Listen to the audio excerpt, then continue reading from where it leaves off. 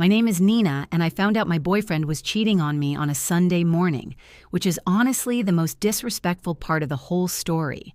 Sunday is sacred. Sunday is coffee and silence, and not having your entire life rearranged before noon. I was not snooping. I want that on record. I was just handing him his phone. He'd left it on the kitchen counter, then it lit up, and I picked it up to pass it across. And the notification was just there, bold and unashamed. The way only people who think they're completely untouchable leave evidence sitting in plain sight. Last night was amazing. Zara 3 seconds. That's how long I stood there holding his phone before I set it down in front of him, screen up, and went back to making my coffee. I heard the sharp intake of breath, the specific silence that follows it, dense, geometric, filling the whole kitchen. "Nina, do you want eggs?" I said. "I'm making eggs." What? "Eggs, Marcus. Yes or no?" A long pause. "Yes?" "Great." And I cracked 2 eggs into the pan like a completely normal person, whose world had not just split cleanly down the middle. He sat at that table watching me with the expression of a man trying to solve an equation he doesn't have all the variables for. Good, I thought. Stay confused. Because here is the thing about me that Marcus Reed had never fully grasped in 14 months of dating. I don't react. I plan. But before we continue, please make sure to like, subscribe, and comment on where you're watching from. Let me tell you about Marcus Reed so you understand exactly what we're working with. On paper, genuinely impressive.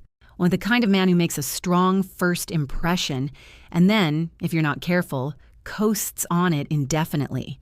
Tall, effortlessly charming, with a laugh that made everyone in the room feel included. He remembered details. Your coffee order, your mother's name, the offhand thing you'd mentioned 6 weeks ago that you assumed he hadn't registered. Women loved that about him. I had loved that about him. It took me 8 months to understand that remembering details is a skill, and like all skills, it can be used for good, or for the very specific purpose of managing multiple women simultaneously without any of them feeling managed. The red flags had been there. Small ones, easy to dismiss when everything else was good enough. Phone always face down. Battery anxiety, he said once, which is not a thing that exists. Work meetings that ran until 10 p.m. He was in marketing. I have never once heard of a marketing emergency serious enough to make a man unreachable on a Wednesday night. The way he sometimes laughed half a second too late at his own stories, like he was checking which version he was supposed to be telling. I had filed all of it, quietly, patiently. Sunday morning, the file reached capacity. Here's what happened 3 days later that nearly derailed everything.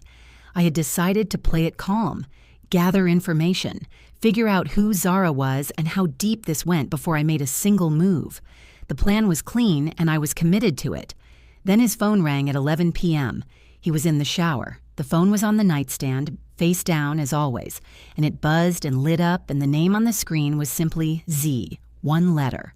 Ain't saved as 1 letter. I stared at it. The phone kept ringing, and something moved through me that I was not prepared for. Not the cold, strategic clarity I'd felt Sunday morning. Something hotter, messier, the kind of feeling that doesn't ask permission before it arrives. I picked up the phone. I stood there holding it with the call still ringing, her name on the screen, and I was this close. 1 swipe. I could answer it. I could say hello in a voice that would tell her everything in a single syllable and blow the whole thing apart right there in my own bedroom. The shower was still running. I set the phone back down, face down, walked to the kitchen, stood at the counter with both hands flat on the cold surface, and breathed until the feeling passed. Not yet, I told myself, or not until you know everything. When Marcus came out of the shower, he checked his phone, saw the missed call, and typed something quickly. His face arranged itself back into its usual ease within seconds. "Everything okay?" I asked from the kitchen. "Yeah," he said. "Just a work thing." I nodded, turned back to the counter. My hands had stopped shaking by then. Mostly. My friend Jade had one response when I told her, "Leave, today. Take the good coffee machine and go." "I'm not leaving yet." "Nina." "I want the full picture first. Who she is, how long, what he's been telling her, everything. Then I flip the table." "And how are you getting that?" "I'm going to help him," I said. The silence on the other end was genuinely impressive in its duration. "Help him," she repeated. "What, help him cheat? Help him think he's getting away with it, while I find out everything. You've lost your mind." "Could be," I said cheerfully. "I'll keep you posted." I hung up, opened a fresh notes app. Operation Let Him Think He's Winning. Marcus spent Sunday waiting for the confrontation that wasn't coming. By evening, he'd relaxed. He'd decided I either hadn't properly read the message or had chosen to overlook it. He underestimated me. He always had, slightly. It was the thing that had annoyed me most about him, and was now going to be the most useful thing about this entire situation. Monday evening, he came home distracted, sat on the couch composing a text with the focused energy of someone navigating something delicate. I sat beside him, feet up, picture of ease. "Everything okay?" "Yeah, just work stuff." "You've got that face," I said. "The people management face, relationship stuff." He looked at me sharply. I held his gaze with perfect innocence. "No, it's just a friend. She wants more communication. I don't know what to say." He said she. And the micro-calculation that crossed his face immediately after, deciding whether that was a mistake, confirmed everything. "Communication is easy," I said. "What does she actually want? Consistency, attention, or reassurance?" He blinked. "Reassurance, I think." "Then reference something specific she told you recently. Something small. People can smell generic. Make it feel personal." He stared at me for a long moment. "That's actually really helpful," he said slowly. "I know," I said. "I'm very wise." He picked up his phone, and I picked up my book. And while he drafted his text to Zara, I noted the timestamp, the duration, the angle of the screen, and added 3 new lines to the Notes app. This was going to be educational. Over the following 2 weeks, I became, without question, the most useful girlfriend Marcus Reed had ever had. His work meeting excuse had been embarrassingly sloppy. No specifics, inconsistent timing, no follow-through, amateur, honestly. I fixed it without him realizing. "If you're going to be out late," I said casually one evening, "it helps to mention it earlier in the day, a heads-up text. Otherwise it feels sudden." He absorbed this with a nod. "You're right. I should be better about that." "You really should," I agreed warmly. He started texting me in the afternoons on the evenings he was with her. "Might be late tonight, client thing running over." Consistent, plausible, almost thoughtful. I screenshotted every single one. Then, and I'm not proud of this, but I'm not ashamed either, I helped him pick a restaurant. He asked, in that performatively casual way, if I knew anywhere nice on the east side. Good food. Intimate, but not too loud. "Date spot or dinner with colleagues?" I asked. "Colleagues." "Cora's on Merchant Street," I said. "Good food, nice atmosphere, not the kind of place you run into people you know." A pause. "Unless you want to be seen." "No. Cora's sounds perfect." That night, I looked up Cora's on Instagram, scrolled the tagged photos, found her immediately. A woman at a corner table laughing with her whole face, completely unaware she was being photographed, tagged, public account, Dizara Mensa. I stared at her photo for a long time. She looked nice, genuinely, disarmingly nice. The warm, unguarded kind of nice that doesn't know how to perform anything it isn't actually feeling. She looked, if I was being brutally honest, a little like me. I closed the app. This just got complicated. I did not plan to meet her. Farmer's Market, Thursday morning. I reached for green onions at the exact moment she did. We both pulled back. "Sorry." "No, go ahead." We looked at each other. The recognition was slow, then all at once. Her face from the Instagram photo, that searching quality in her eyes, both of us standing at the edge of something neither of us had names for yet. "Nina," I said. "Zara," she said. We bought our green onions, ended up at the same juice stall. Then the same cafe table, the only one left, because the universe, apparently, has opinions. She was funny, quick and dry and genuinely warm. UX designer, new to the city, 8 months in, still finding her people. 8 months. Right around the time Marcus's phone started living face down. When we exchanged numbers 40 minutes later, I walked to my car and sat in it staring at the steering wheel. She doesn't know, I thought. She has absolutely no idea. And just like that, everything shifted. We met for coffee the following Tuesday. We talked about work, about the city. And then she mentioned, with the complete ease of someone who has no idea they're handing you a grenade, that she'd been seeing someone. He's really great, thoughtful, remembers everything. She smiled. He's been really consistent lately. Always checks in, tells me where he is. I kept my face completely still. He checks in, tells her where he is. My advice, my exact framework. Deployed on her. How long? I asked. About 7 months. He said he'd just come out of something long-term. She kept talking. I kept nodding. Just out of something long-term. He told her he was single, not separated, it's complicated. Freshly single, carefully healing, giving this new thing his full and undivided attention.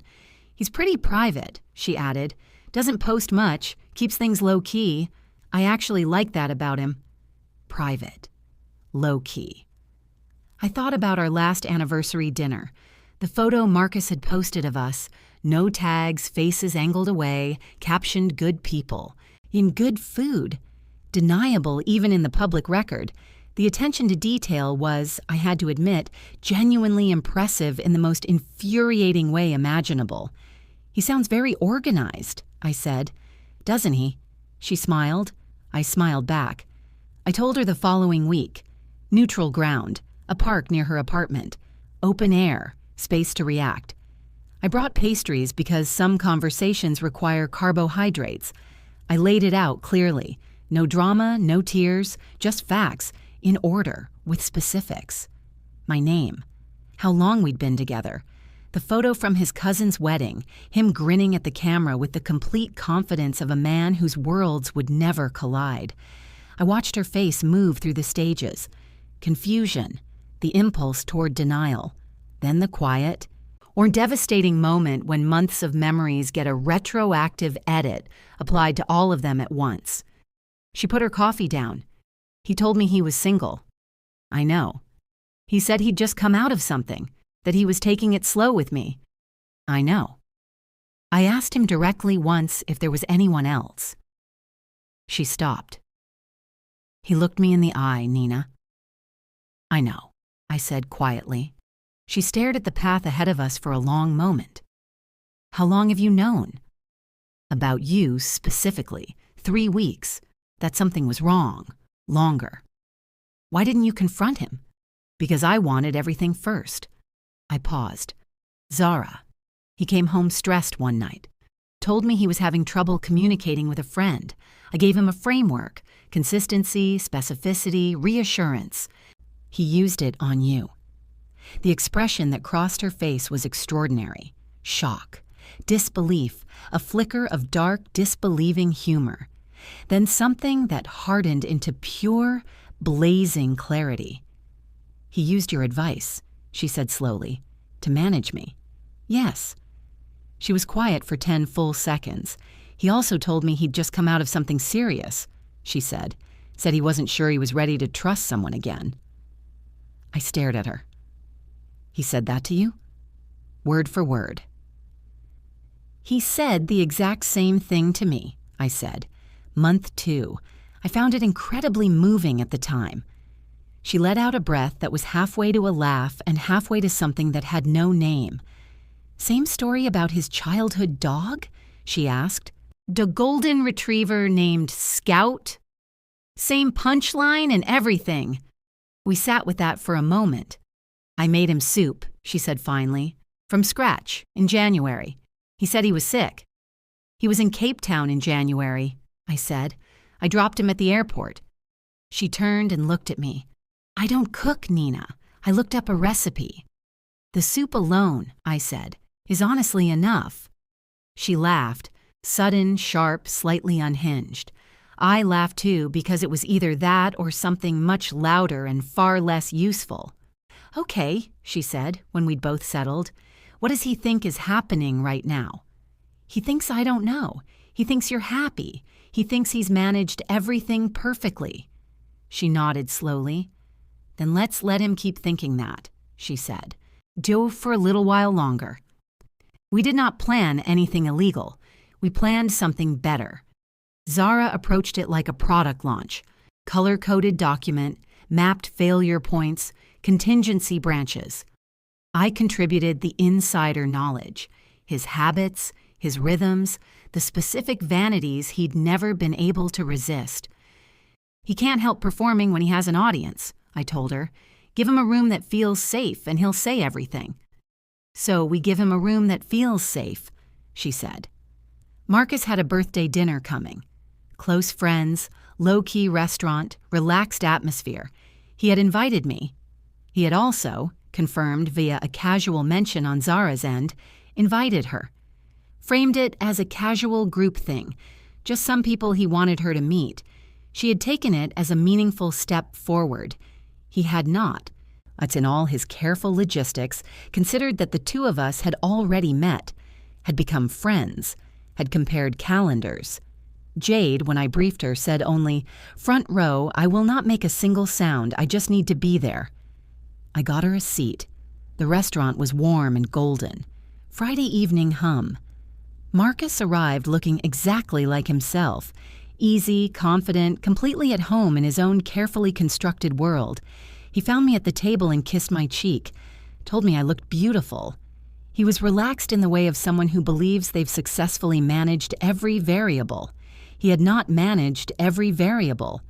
Zara arrived 11 minutes later. I saw the exact moment he saw her. And he was mid-sentence, something about a football match, and his eyes moved to the door the way they do when you're not thinking about it. And then everything in him just stopped. Not visibly, not to anyone else at the table. Just a single microscopic skip, like a record catching, before the performance reassembled itself. He looked at her. He looked at me.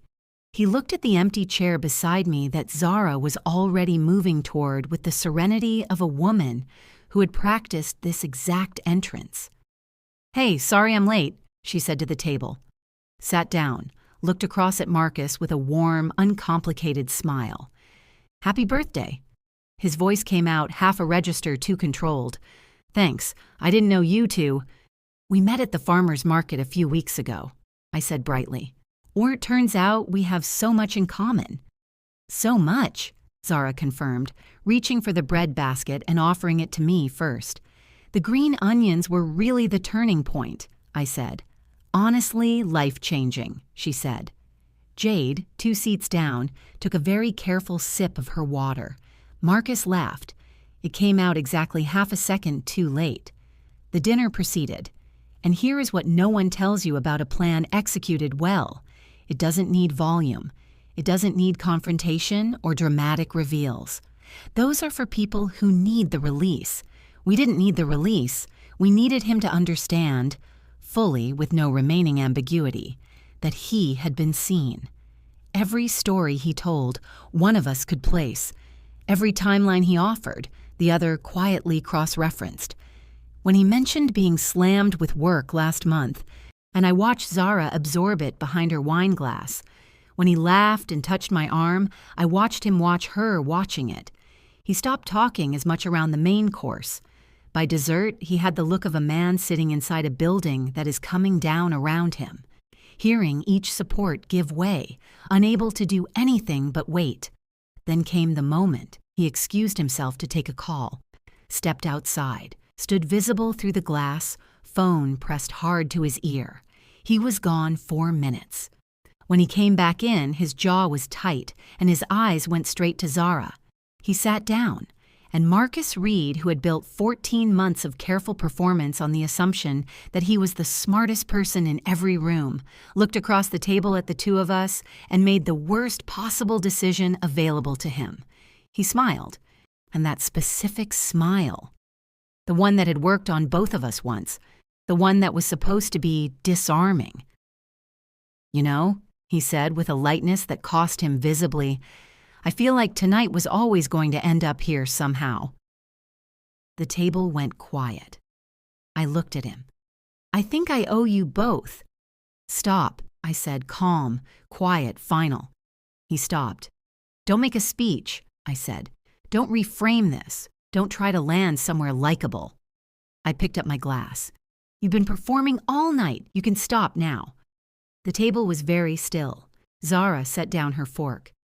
"The soup," she said simply. Just that. Just 2 words in a tone that required nothing else. Marcus opened his mouth, closed it. And for the first time in 14 months, Marcus Reed had absolutely nothing to say. We said our goodbyes to the group. Warm and unhurried, like 2 women who'd had a perfectly lovely evening. Marcus walked us out, right to the end. The compulsive performance, the muscle memory of charm. He stood on the pavement with us on either side of him in the night air. Looking, I thought, very much like a man waiting to be rescued by a punchline that wasn't coming. Zara looked at him for a long moment. "You're a very organized person, Marcus," she said. "I'll give you that." She hugged me. A real one. The kind that means something. Said, "I'll text you," and walked to her car without looking back. I looked at Marcus. He looked at me. "Nina, please." "I gave you the framework," I said. "The communication tips, the restaurant recommendation, the check-in texts." I tilted my head slightly. "You really did use all of it." He said nothing. "I hope it was worth it," I said. "Good night, Marcus." I walked to my car. I did not look back either. Jade sent me 14 messages before I'd even left the parking garage. I sent back a single voice note, 12 minutes, full account, unedited. She called immediately. "You are," she said, "genuinely one of a kind." "Zara gets equal credit," I said. The color-coded document was entirely hers. "I love her." "So do I, actually." That is the part I didn't see coming. Not the plan, not the dinner, not Marcus's face when he finally ran out of performance. The part I didn't see coming was Zara Mensah, who makes an excellent green onion stir-fry and has now made it for me twice, and who is the kind of friend that forms fast under pressure and holds. Marcus texted 4 times in the week after. I read each one and did not reply. Whatever he needed to say had an expiration date, and it had passed. I'm not angry anymore. I thought I would be. I'd expected rage to arrive once the work was done. Instead, I found something quieter, lighter. The particular feeling of someone who has set down something heavy and is only now noticing how long they'd been carrying it. He had underestimated me.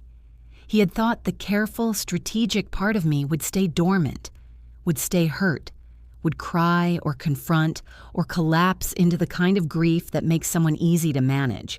Instead, I had paid attention, taken notes, turned every lie he handed me into a tool, and built something he never saw coming. My mother always said, "Don't react, respond. And when you do, make sure it counts." I made it count. If you like this story, please support us by subscribing and liking. And kindly drop a comment on the location from where you're watching. Thank you.